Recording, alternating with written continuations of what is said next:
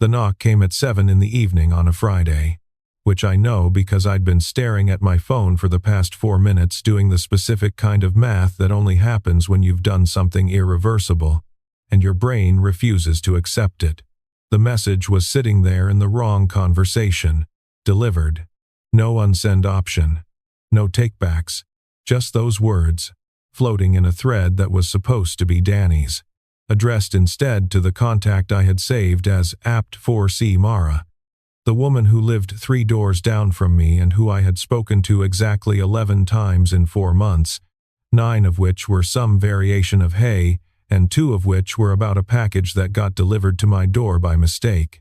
The message said, "Hey, you free tonight? Been a long week and I could use some company." Trying to get out of my head, I sent that to my neighbor. By accident. I was still working out my exit strategy. Delete the thread. Move to another city. Fake my own death. The usual options when the knock came. 3 times. Unhurried. Like whoever was on the other side had all the time in the world and wasn't particularly worried about whether I answered. I opened the door. Mara Reyes was standing in the hallway holding 2 mugs of coffee. Not paper cups. Not a thermos. 2 actual ceramic mugs. Like she'd walked out of her kitchen mid-routine and just kept going. She was wearing a paint-stained gray sweatshirt, and her hair was up in the kind of knot that looks accidental but probably isn't. And she was looking at me with an expression I couldn't quite read, somewhere between amused and something quieter underneath that. She held out one of the mugs. "Finish what you started," she said. I stood there in my doorway for what felt like a long time, long enough that she raised an eyebrow. "The coffee's going to get cold," she said. I took the mug. I stepped back. She walked in like it was the most natural thing in the world, and I closed the door behind her.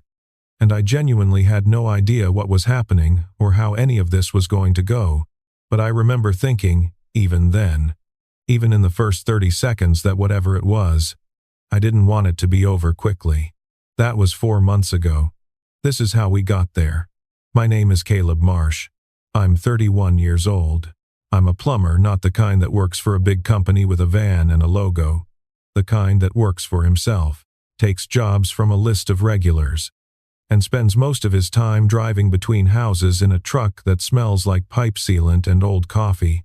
I grew up in Boone, moved to Asheville about 3 years ago, when a buddy of mine told me the housing market was still survivable if you got in fast. And I've been here since, in a 4th-floor apartment at the Ridgeline complex off Marymount Avenue.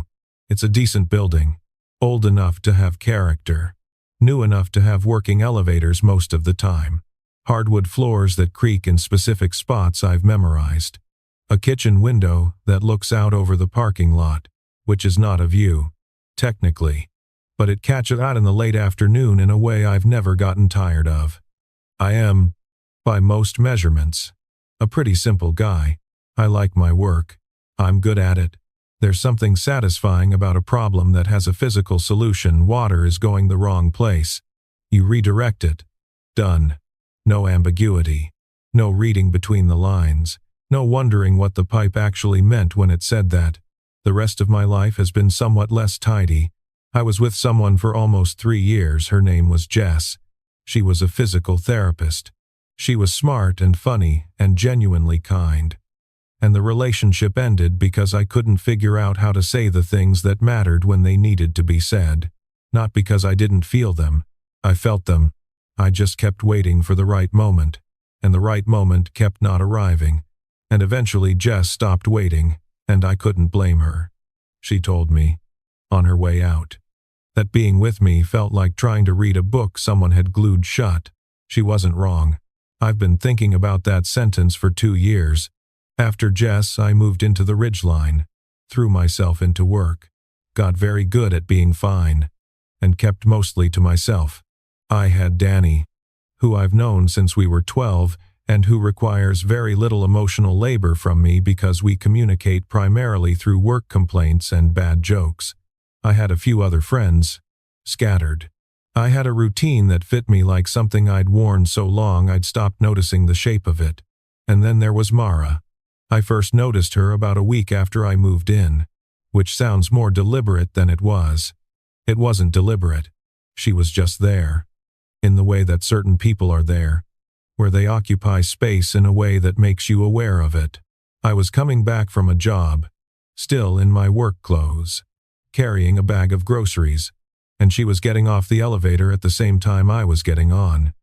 And she said, "Hey," without really looking up from her phone, and I said, "Hey," back, and that was it. That was the whole thing. And I thought about it approximately 0 more times. Except I did notice, after that, the small logistical facts of her existence, the way she was almost always carrying something, a canvas tote, a sketchbook, a reusable cup, the specific hours she tended to be in the hallway, which skewed early morning and late evening. The fact that she had a small succulent on her windowsill that I could see from the parking lot when I pulled in, at night, lit up from inside. And I noticed when it moved positions every few weeks, like she was rotating it toward the light. I noticed these things, the way you notice things you're not trying to notice. Passively, without agenda, mostly. There was one afternoon, about 6 weeks in, when I was coming up the stairs, elevator was out and she was sitting on the landing between the 3rd and 4th floor, back against the wall, knees up, sketchbook open. She had headphones in. She didn't see me coming. I slowed down without meaning to, just for a second, because she was drawing something I couldn't quite make out and her face had the kind of focus that's almost private. To look at, like watching someone pray. I kept walking. She didn't look up. But I remembered it. There was also an afternoon, maybe 2 months in, when I was loading tools back into my truck in the parking lot and I watched her come out the front entrance talking on the phone. Her voice was low and I couldn't make out the words, but something about her posture was wrong, shoulders up, chin down, one hand tight around the strap of her bag. She stopped walking about 10 feet from the door. Just stopped in the middle of the parking lot like she'd run out of forward momentum. The person on the other end said something. Mara's jaw went tight. Then she pulled the phone away from her ear, looked at the screen for a second, and turned it over in her hand without hanging up or saying anything else. She stood there for another moment. Then she put the phone in her pocket, call still going, apparently, and walked the rest of the way to her car. Got in, sat for a minute, and drove away. I didn't know what that was. I didn't ask. We weren't the kind of neighbors who asked. But I filed it away. The way her posture had changed. The way she'd gone quiet instead of arguing. The specific way she'd looked at that phone screen, not angry. Exactly. More like tired of something she'd been tired of for a long time. I thought about it a few times, and then I stopped thinking about it. Because it wasn't my business. And because I was very good at not following those threads into territory that required me to do something with them. And then it was a Friday in October, and I'd had one of those weeks that accumulates wrong from the beginning. Monday, a burst pipe in a crawl space that took 6 hours and left me covered in things I don't want to describe. Tuesday, a job that should have been straightforward turned into a conversation with a homeowner who spent 2 hours questioning every decision I made. Wednesday, I drove 40 minutes to a job and realized I'd left a specific tool at home. Thursday, I got a call from my landlord about a noise complaint from a neighbor below me, which was baffling because the loudest thing I own is a coffee grinder. By Friday evening, I'd finished the last job, driven home, showered, and sat down on the floor of my living room with my back against the couch because the couch felt like too much effort. And I was just done. Not sad. Exactly. Not upset. Just emptied out in the specific way that happens when you've been running on routine and nothing has refilled the tank. I picked up my phone to text Danny. We had a standing thing on Friday nights. Sometimes meet at Wicked Weed. Complain about the week. Call it early because we're both 30-something and tired. I opened my messages, went to what I thought was our thread, and typed, "Hey, you free tonight? Been a long week and I could use some company. Trying to get out of my head." I hit send. I looked at the screen. The thread said, "Apt 4C Mara" at the top. I stared at that for 4 seconds that felt considerably longer. Then I did what any reasonable adult does in that situation, which is nothing, because there is nothing to do. The message was sent. It was sitting there being delivered to Mara Reyes, 3 doors down the hall. A woman I had spoken to 11 times in 4 months. A woman I definitely did not have saved under her actual name in my contacts, because that would imply I'd added her purposefully at some point, which I had not. I had added her when she texted me about the package, and I had saved her as apt4C Mara because I am an organized person. I was still working through my options, none of them good, most of them cowardly, when the knock came. 3 times, even, like she'd thought about it. I put my phone down. I stood up. I looked at the door for a moment like it might tell me something useful. It didn't. I opened it. Mara was standing there with 2 ceramic mugs, steam rising from both of them, and an expression on her face that I can only describe as composed amusement, the kind of amusement that has something more serious underneath it, but is choosing, for now, to lead with the easier thing. She held 1 mug out toward me. "Finish what you started," she said. "I sent that to the wrong person," I said. It came out very flat and sincere, like a man reading from a prepared statement. "I know," she said. "So you don't have to. The coffee's going to get cold," she said again. And there was something in her voice that wasn't quite patience and wasn't quite impatience. Something that sat in between. And I took the mug. I stepped back. She came in. She looked around my apartment with the specific gaze of someone cataloging information without being obvious about it. A quick pass over the tools lined up near the door. The topographic map of North Carolina I'd framed and hung crooked and never fixed. The stack of library books on the coffee table that were 2 weeks overdue. "Nice place," she said, which I appreciated for being neither a lie nor a criticism. "It's fine," I said. "I haven't really done much with it. The crooked map is a choice." "It's not a choice. I just haven't fixed it." "That's still a choice," she said, and she sat down on the end of my couch like she'd been doing it for years, tucked 1 foot under herself, and looked at me over the rim of her mug with those dark eyes that I was realizing, up close and in actual light, were not quite the color I'd thought they were from the hallway. I sat down in the armchair across from her because sitting next to her on the couch felt like a statement I wasn't sure I was making. "So," she said. "So," I said. We both drank coffee. "Long week," she said. "Yeah." I set the mug down. "You didn't have to come over." "I know. I mean, the text was an accident. I wasn't trying to." "I know that too." She tilted her head slightly. "You've been my neighbor for 4 months, and you've said hey to me approximately 10 times. You're not the type to send an intentional flirty text to someone you've never actually talked to." That was accurate and also slightly embarrassing. 11 times, I said. She blinked. "What?" "We've talked 11 times. 9 highs and 2 conversations about the package." She looked at me for a moment. Something shifted at the corner of her mouth, not quite a smile, more like the preliminary condition for one. "You counted." "I notice things," I said. "Occupational hazard. You spend enough time in people's walls and you start cataloging everything." "In people's walls?" she repeated. "I'm a plumber." "Ah." She nodded slowly. "That explains the tools by the door." And the she gestured vaguely at my hands, which, even after a shower, have a permanent quality to them that no amount of washing entirely removes. "Anyway, you said you were trying to get out of your head. What's in there?" I picked up my coffee again to have something to do with my hands. "Just a rough week. Nothing serious." "You don't have to do that," she said. "Do what?" "Qualify it immediately. Say it's nothing serious. You sent a text to a relative stranger, saying you needed company. That's not nothing." I looked at her.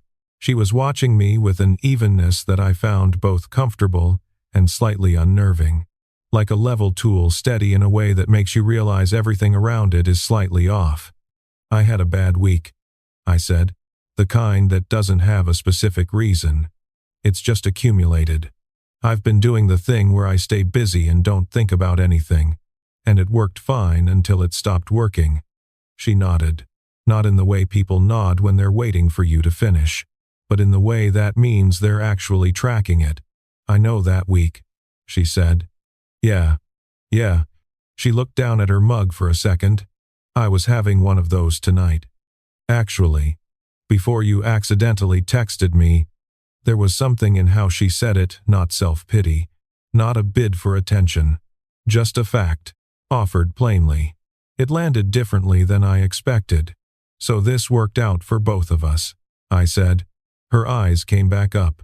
That preliminary smile condition resolved into the real thing. Just for a second. Weirdly. Yeah. We stayed like that for a moment, and I became aware that the initial weirdness of the situation had somehow dissolved without me noticing. The way ice in a glass goes without you seeing it happen. One moment it's there. Then you look again and the drink is just cold. You're not what I expected, I said, before I'd decided to say it. She raised an eyebrow. What did you expect? I don't know. You always seem very self-contained. In the hallway. Like you have a destination and a schedule and very little interest in detours. She considered that. That's not inaccurate, she said. I've had reasons to be self-contained. She said it in a way that closed the door on the subject while still acknowledging the door existed. I filed that away the same way I'd filed the parking lot afternoon. The way she'd gone quiet. The way she'd looked at that phone. What do you do? I asked instead. For work. Graphic design. Freelance. I do branding, mostly logos. Visual identity systems. Packaging. It sounds more glamorous than it is. Does it? 40% of the job is convincing people that the font they want to use is a bad idea. I laughed genuinely. The surprised kind that comes out before you've reviewed it. Which font? Papyrus, she said, without hesitation. Always papyrus. What's wrong with papyrus? She looked at me with an expression of such profound patience that I understood, immediately and completely, that I had said the wrong thing. Nothing, I said. I'm sure it's a very controversial topic and I don't know enough to have opinions. Wise, she said. We talked for a while after that. Not about anything significant. Not at first her work. My work. The building. The neighborhood. A restaurant 2 blocks away we'd both been meaning to try and hadn't. She was funny in a quiet way. The kind of funny that doesn't announce itself. Just appears in the middle of sentences and disappears again before you can look directly at it. She asked good questions and then actually listened to the answers, which sounds like a basic human skill but is rarer than you'd think. At some point I went to the kitchen and refilled both mugs without asking, and she didn't protest. At some point the light outside my window went fully dark, and neither of us turned on more lights, and we just sat in the glow from the kitchen. At 8:45, she stood up. I should go, she said. Yeah, I said, and I stood up too. She picked up her empty mug and then seemed to realize she was in my apartment and set it back down on the coffee table. And there was a brief, unimportant moment where we were both standing, and the room felt slightly smaller than it had when she came in. This was good, she said. She said it simply, like a conclusion she'd reached, and wasn't second-guessing. It was. I said, I'm thanks. For coming over. I know you didn't have to. I know I didn't have to, she agreed. She picked up her original mug, the one she'd brought from her apartment, and moved toward the door. I followed. She paused in the doorway, turned halfway, and looked at me with that same composed expression from the hallway, the one that had something quieter underneath the surface. Same time next week, she said. She said it lightly, like a joke that might not be a joke. And then before I could answer, before I'd even figured out whether she meant it, she smiled, the full version this time, and walked down the hall. I stood in my doorway and watched her go, and then looked down at the mug she'd left on my coffee table. Ceramic. Dark blue, with a small chip on the handle. And I thought, I don't know what that was, but I know I want more of it. I texted Danny at 9. Told him I wasn't coming out. He sent back a thumbs up because Danny is a man of few words. I didn't tell him why. The following week I ran into Mara on a Wednesday morning. 7:15. Both of us heading to the elevator at the same time. She had her canvas tote and her headphones around her neck and a travel cup that smelled like something with cardamom in it. I had my tool bag and a granola bar I was eating over the wrapper because I'd left late. Plumbing emergency, she said, nodding at the bag. Pre-scheduled pipe inspection, very glamorous. More glamorous than explaining papyrus to a client. Marginally, I said. We rode the elevator down together and it was easy. The way the Friday had been easy, no performance involved. No effort in the baseline of it. She got off in the parking lot going left.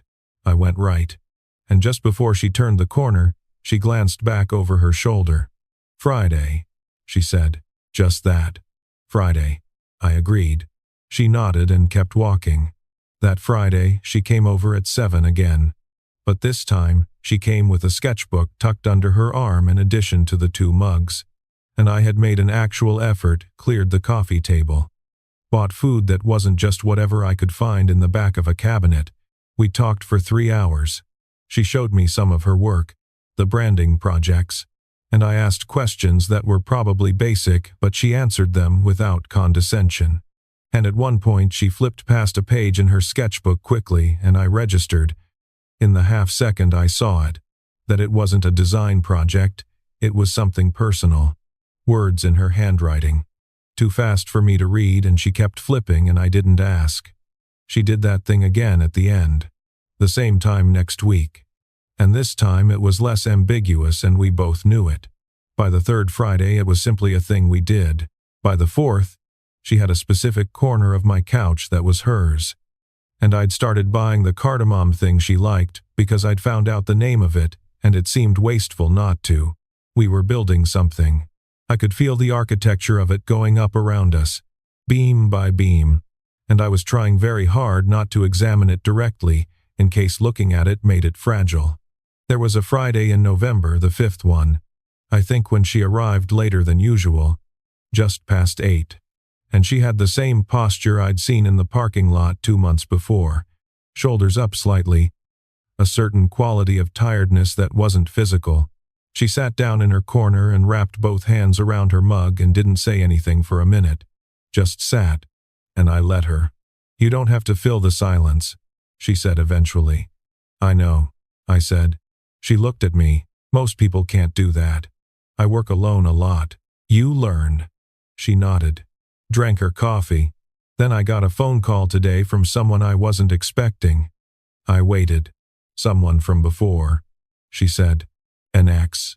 We haven't talked in 8 months. He wanted to catch up. She said the last 2 words with a flatness that made their meaning clear. Did you? I asked. No, she said. I let it go to voicemail. Then I sat in my apartment for an hour feeling weirdly shaky about it, and I couldn't figure out why. Because I don't miss him. I know I don't miss him. She stopped. Set her mug down. Looked at the middle distance for a second. Old wiring, she said finally. Yeah, I said. I get that. She looked at me. Do you? I was with someone for almost 3 years. It ended not dramatically. Just gradually. And not well. I still sometimes catch myself doing things a certain way and realize I only do them that way because of her. Good things and less good things. Less good things, she repeated. I have a tendency to go quiet when things feel big, I said. Not because I don't feel them. Just I don't know how to move the feeling from the inside to the outside without losing something in translation. She was quiet for a moment. That's a very specific thing to know about yourself. I've had time to figure it out, I said. Trial and error. She picked up her mug again. We sat with that for a while, and it wasn't uncomfortable. It was the kind of quiet that has weight and texture to it. That means something is being considered rather than avoided. Before she left that night, she stood in the doorway a beat longer than usual, not saying anything, just standing there, the mug in her hand, the hall light behind her, looking at me with an expression I was starting to recognize as the one she wore when she was deciding something. You're easy to be around. Caleb, she said. It wasn't said like a compliment exactly, more like an observation she was uncertain about, something she'd run the numbers on and hadn't fully expected the result. You say that like it surprises you, I said. It does, she said. A little. She left. I stood in my doorway in the dark and thought about the word easy and everything it didn't say. The building had a thing every November, nothing fancy. Just the property manager. A guy named Phil who wore the same Carhartt jacket from October through April. Setting up a gas grill in the parking lot and calling it a fall gathering. Paper plates. Potato salad from the deli down the street. Cheap beer in a cooler. Maybe 30 residents total, most of whom I recognized by face and not by name. Mara and I had mentioned it in passing during one of our Fridays, not made plans. Exactly, just acknowledged it existed and would probably attend.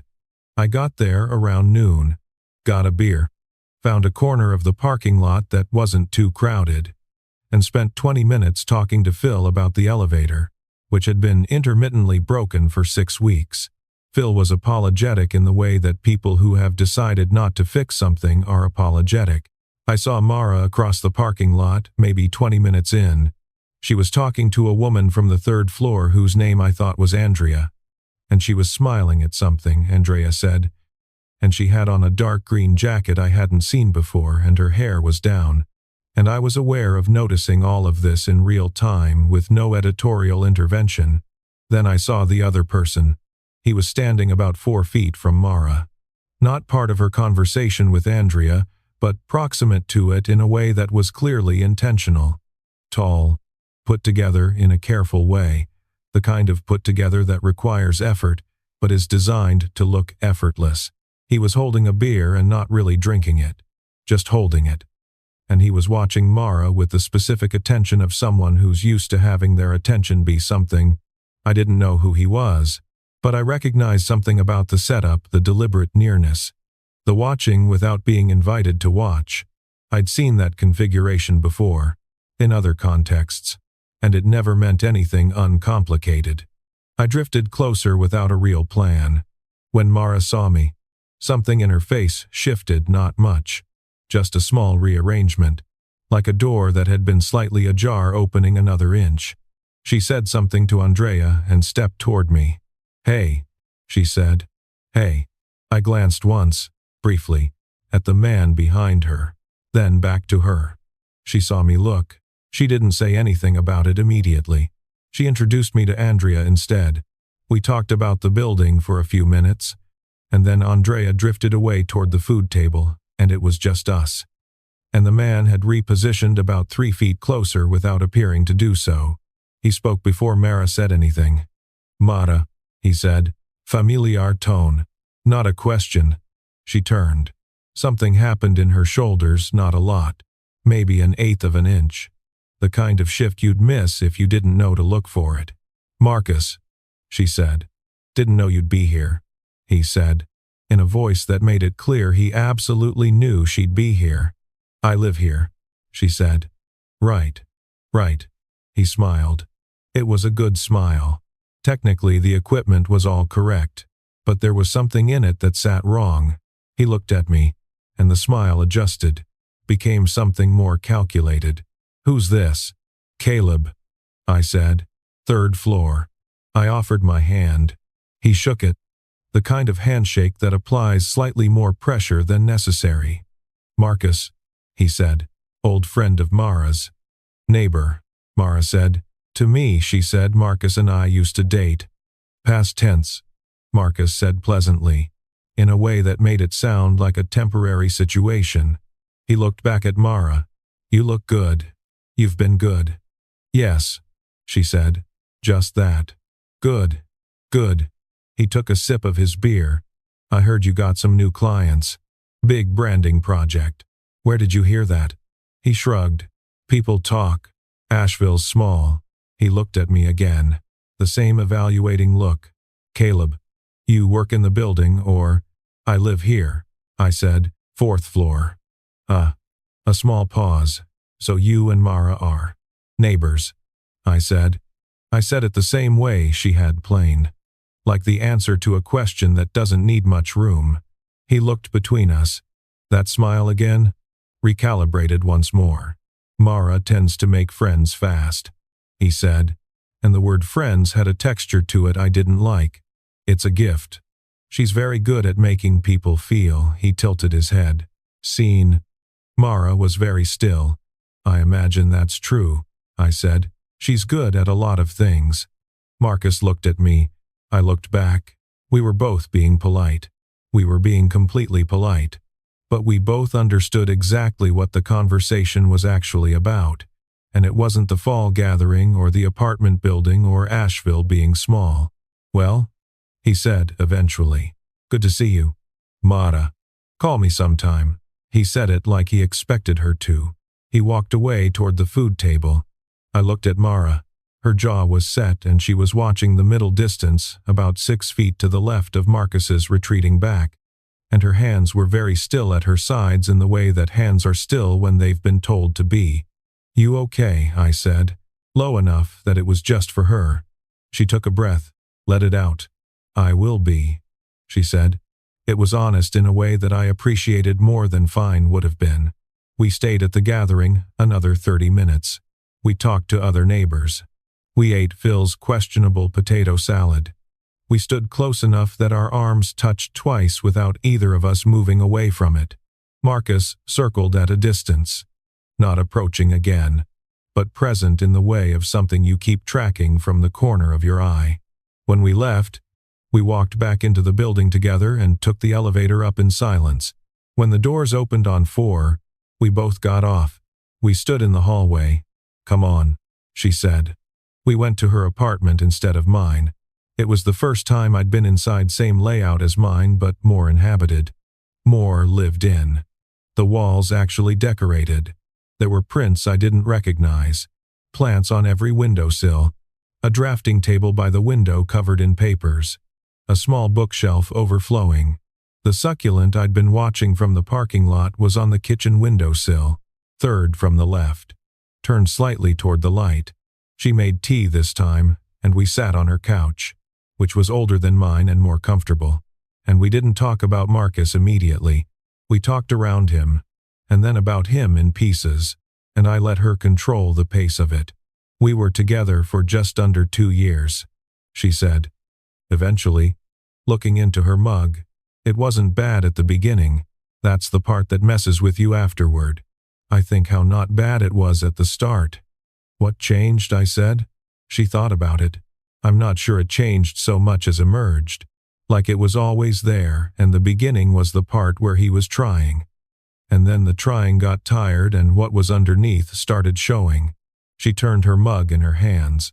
He was very good at making me question my own read on things, not in an obvious way. Just I'd say, I felt a certain way about something, and he'd find a way to reframe it until I felt like I'd been unreasonable for feeling it. Over and over. And after a while I stopped trusting my own reactions.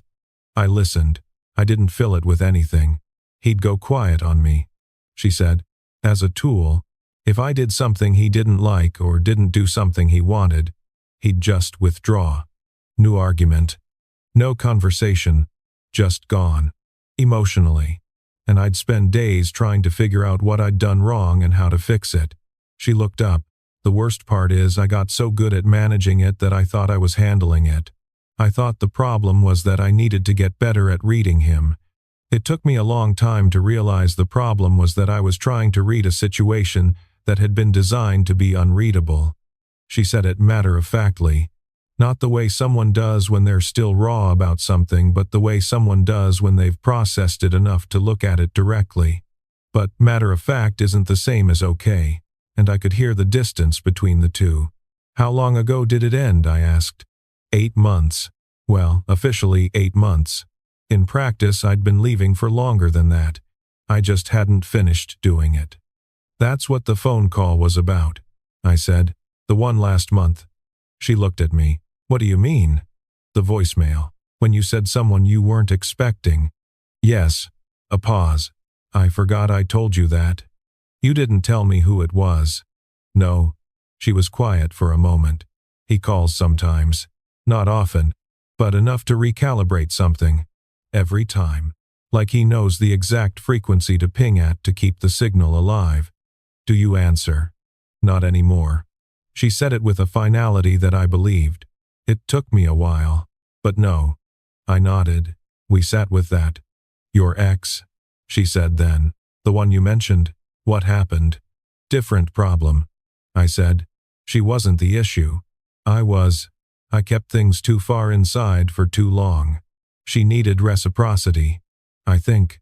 Someone who could meet her in the emotional middle. And I kept being about 30 yards short. I looked at the succulent on the windowsill. She told me I was like a book someone had glued shut. I've thought about that sentence probably once a week for 2 years. That's a lot of thinking, Mara said. It's a good sentence. I said. It was accurate. I'm trying to unglue it. Is it working? I looked at her. I'm sitting in my neighbor's apartment at 10 p.m. on a Saturday having the most honest conversation I've had in probably 2 years. So I'd say partial credit. Something happened in her expression, not the composure she usually led with, but something underneath that. Something more unguarded. She looked at me for a moment like she was calculating something.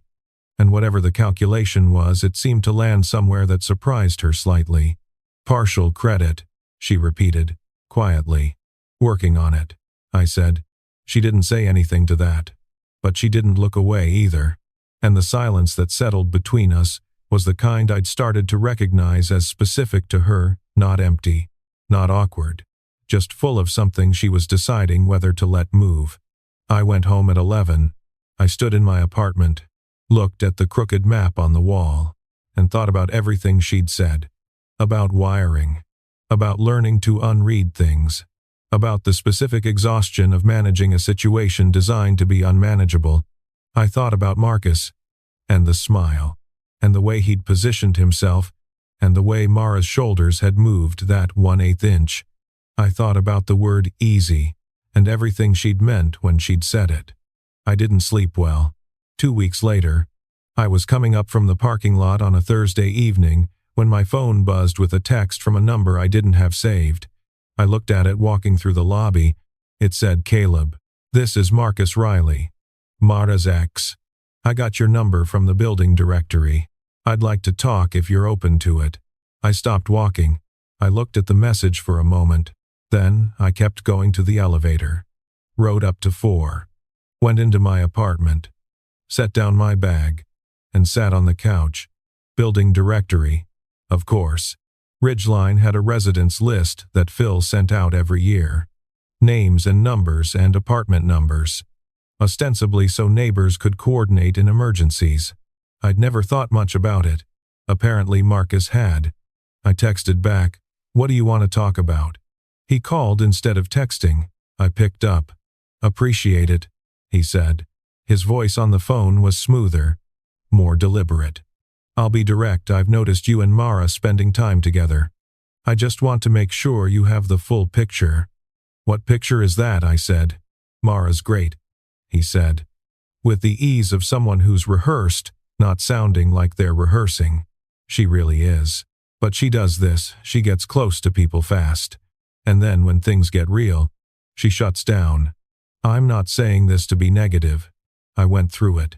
I just think if you're developing feelings, you should know what you're walking into. I sat with that for a second. What am I walking into? She'll make you feel like the only person in the room, he said. And then something will shift and you'll spend months trying to figure out what you did wrong. And the answer is nothing, she just doesn't stay. It's not about you. He said it with such practiced sympathy that I almost admired the construction of it. Almost. That's interesting, I said. I'm not trying to cause problems. He said. I was where you are. I wanted someone to tell me. When you were where I am, I said slowly, did someone do that, tell you? A brief pause. No. So this is altruistic. Another pause. Less brief. I'm trying to be helpful. I said. I thought about what Mara had told me, the withdrawing, the reframing, the months of being managed into doubting her own read on things. I thought about the way he'd said she doesn't stay, Like the ending of a relationship was a character flaw and not a decision two people make. I thought about the word designed, about a situation designed to be unreadable. "Thanks for calling," I said. "I think I've got what I need." I hung up. I sat there for a few minutes, turning the phone over in my hand. I was aware of several things simultaneously: that Marcus had just tried to do to me what he'd apparently been doing to Mara for years, that it hadn't worked, but it had also rattled something in me. Not the content of what he'd said, but the fact that he'd said it. The fact that he'd gotten my number and called and tried, and that Mara didn't know any of this had happened. I needed to tell her. That was clear. The question was how to tell her without it becoming something she had to carry in the wrong way, without her feeling surveilled. Without her feeling like I'd done something behind her back, even though I hadn't. Without it landing as one more thing she had to absorb and manage. I thought about it. I was still thinking about it when my front door knocked 20 minutes later. I opened it. Mara was standing in the hall, not with coffee this time, hands in her jacket pockets, and the look on her face was one I hadn't seen before, slightly off-center. Something careful in her eyes that wasn't quite suspicion and wasn't quite fear but lived in the neighborhood of both. "Marcus texted me," she said. "He told me he reached out to you." I stepped back. She came in. "He said you two talked," she said. He framed it as looking out for me, telling you things I hadn't told you." She looked at me directly. "What did he say?" I didn't hedge. I told her verbatim the building directory, the altruism framing, the "she doesn't stay," the "you'll spend months wondering what you did wrong." I said it plainly, without editorializing, and I watched her face go through several things while I said it. When I finished, she was quiet for a moment. "He told you I shut down," she said, "that I don't stay." "Yeah. And I recognized the move." I said, "It's the same thing you described him doing to you, reframing something until the other person starts doubting their own read on it. He was trying to get me to doubt mine." She looked at me. "Did it work?" "No," I said, "not even a little." She let out a breath, slow, controlled, like she'd been holding it at a specific pressure. She looked at the window, then back at me. "He called you because he saw us at the gathering," she said. "It wasn't a question. He doesn't like not having the signal anymore. He'd rather preemptively disrupt something than accept that it exists without him." "That's how I read it," I said. She nodded. Slowly. "I need to deal with this," she said. "Not because of you, for myself. I've been letting the calls go to voicemail for 8 months because I didn't want the confrontation, but avoiding it just gives it more space." She looked at me steadily. "I'm going to call him back." "Do you want me to?" "No," she said. "I need to do this by myself." I nodded. "Okay." She left. I sat in my apartment for the next 40 minutes, not doing anything productive, just present with the not knowing, which is not my strongest skill but which I was practicing. At 8:15, her name lit up my phone. "Done," she'd texted. I typed back, "You okay?" A pause. Then, "Yeah, better than I expected. Can I come over?" I typed back, "Doors open." She came over. She sat down in her corner of my couch and I made tea because that's what she'd made at her place and it seemed like the right thing to carry forward. She wrapped both hands around the mug and she was quiet for a few minutes, and I let her be quiet. "I told him not to contact me again," she said.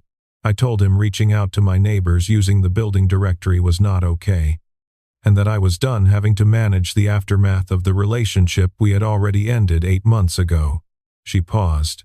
"He tried to reframe it. Said he was just worried about me. I told him I didn't need his worry. I needed him to respect a boundary I'd been trying to set for most of last year." "How did he take it?" "Not great," she said, "but also not as badly as I always imagined he would. That's the thing I keep thinking about. I built it up in my head for so long that the actual conversation was almost anticlimactic. He was just a person with bad habits and a need for control, but just a person. That's usually how it goes," I said. She looked at me. "Have you done something like that?" Different version, I said. After Jess, I spent a long time avoiding the conversation about why things had gone wrong. When I finally had it with myself, mostly it was terrible and also clarifying, like opening a window in a room that's been closed too long. Uncomfortable for about 30 seconds and then you can breathe. She nodded. She was still looking at me, and the quality of her looking had shifted into something more open than I was used to seeing from her. The composure still there but less structural now, less load-bearing. "Caleb," she said. "Yeah. That night you texted me by accident," she said. "The first night." "Yeah," I said again. "I almost didn't come over," she said. I sat in my apartment for about 3 minutes talking myself out of it. I had at least 4 reasons why it was a bad idea. "What changed your mind?" She thought about it. "I was tired," she said. "Not physically. Just tired of the thing I'd been doing. The self-containment. Keeping everything in the right box and the boxes far enough apart that nothing could overflow.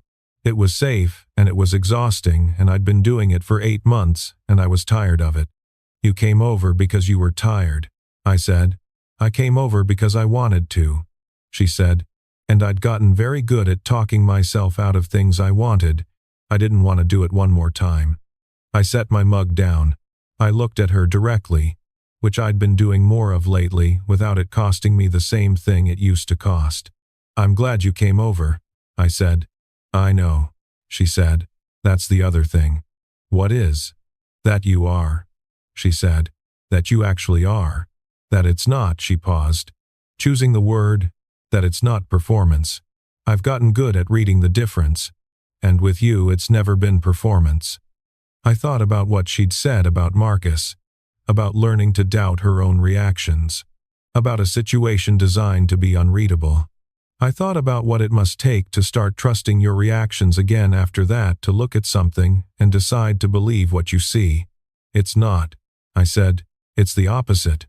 She nodded, set her mug down. We were facing each other on the couch, close in the way that happens when 2 people have been sharing a small space regularly for 2 months, and the room was quiet.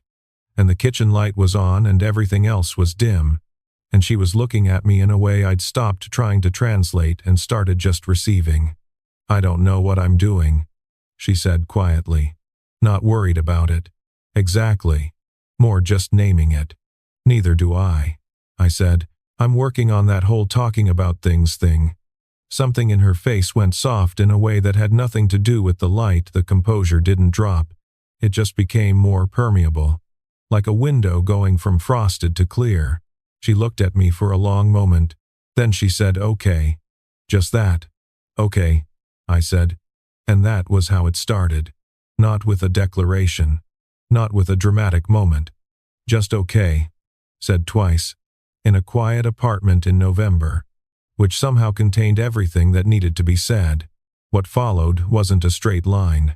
I want to be clear about that because I think stories tend to flatten the actual texture of things, the way you move forward and sideways and occasionally backward. The way you figure out each other's specific language for things as you go. There were evenings when the conversation went somewhere uncomfortable and we both got quieter and had to find our way back. There was a Friday in December when I said something stupid, not mean, just poorly timed and poorly framed, and she went still in a way that I recognized as the old reflex. The managing the situation reflex. And I noticed it and said so, and we had the kind of conversation where you have to actually say the uncomfortable thing directly, rather than going around it. Which was not my strength, but which I was getting better at. She was patient with the parts of me that needed practice. I tried to be steady in the ways she needed steady, not by managing her or interpreting her, but by just being consistently there, which it turned out was the most useful thing. In January, I fixed a leak under her kitchen sink because she mentioned the pipe had been dripping, and I said I'd look at it. And I came over on a Saturday morning and fixed it in 20 minutes while she made coffee, and we talked about a project she was working on. And when I was done, she handed me the mug and said, "You are the only person I've ever known where I don't feel like I have to perform being okay." And I set the mug down and I said, "That goes 2 ways." And she looked at me for a second and then she kissed me, which was the first time. Standing in her kitchen on a Saturday morning with the smell of coffee and the pipe sealant still on my hands and the succulent on the windowsill catching the light. And it was the most natural thing that had ever happened to me, and also the least natural in the best possible way. Both things true simultaneously. We were, after that, something I didn't have a single word for, but which felt precise and specific and nothing like the approximations I'd settled for before. In February, I came home from a job and there was a note slipped under my door. Paper from her sketchbook. Her handwriting. 7 o'clock. Bring nothing. I'm cooking. I went at 7. She'd made something elaborate and slightly chaotic that involved 3 pans and had not entirely gone to plan but was excellent anyway. We ate at her drafting table because her actual table was covered in work. And we talked and laughed and she showed me a logo she'd been struggling with. And I said, "What if the negative space was the actual shape?" And she looked at me and said, "Sometimes plumbers are useful for more than pipes." And I said, "I've been told I have hidden depths." And she said, "I'm aware." And there was something in how she said it, certain, unguarded, warm in the specific way that warmth is when it's not being managed. That was the night I understood that I had, at some point without registering the exact moment of it, fully come unstuck from whatever had kept me glued. In March, Danny finally met her at Wicked Weed. He shook her hand, then looked at me, then looked at her, then back at me, and said, "She's out of your league, man." And Mara said, "I know, but I have low standards." And Danny decided immediately that he loved her, which I had predicted. In April, 6 months after a Friday evening and a wrong text and a knock at the door, I came home to find her in the hallway talking to Phil about the elevator, which was broken again. Same elevator. Different Tuesday. She had her hands on her hips and she was making a very specific argument about maintenance schedules that Phil was absorbing with his signature mixture of apology and inaction. She saw me coming and her whole face shifted, not dramatically. Just that inch the door opens when it's already been standing ajar. And she said to Phil, "We'll continue this." And then she fell into step beside me. In the elevator she leaned against the wall and said, "Phil's never going to fix that elevator." I said I could fix it. She said, "You fix pipes, not elevators." I said, "Same principle. Find where the pressure's wrong. Redirect it." She looked at me sideways. "Everything's pipes to you." "Everything," I said, "is pipes." The elevator opened on 4. We walked to her door, and she unlocked it. And before she went in, she turned and looked at me in the hallway the way she had that very first night. That same composed expression with the something quieter underneath. Except now I knew what the something quieter was. "Come in," she said. I came in. That morning, a morning in April. The light through her kitchen window, at the angle that comes with the season changing, I woke up earlier than she did. I lay there for a while listening to her breathe and thinking about the sequence of events that had led here. The wrong text on a Friday evening. The knock. The 2 mugs. The fact that she'd almost talked herself out of it. I got up slowly, careful not to wake her, and I went to her kitchen and made coffee. I found the cardamom thing, the spice she used, and I added it the way I'd seen her do it. Measured wrong the first time. Corrected. I poured 2 mugs. I carried them back. I stood in the doorway of her bedroom for a second, holding both mugs, and she was just waking up, eyes not quite open, hair in complete chaos, and she looked at me the way people look at things that they've decided they trust. I held out one of the mugs. "Finishing what I started," I said. She smiled, the full version, the real one, the one that had taken me 2 months to see and that I now could not imagine not seeing regularly for a long time. She took the mug. "If you've ever done something by accident that turned out to be the best decision you never made, drop it in the comments. I want to hear about it, the wrong turns that went right, the texts sent to the wrong person, the doors you almost didn't knock on, and if you've been where Mara was, learning to trust your own read on things again after someone taught you not to tell me how it's going. We're all figuring it out. If this one meant something to you, hit subscribe. There's more where this came from.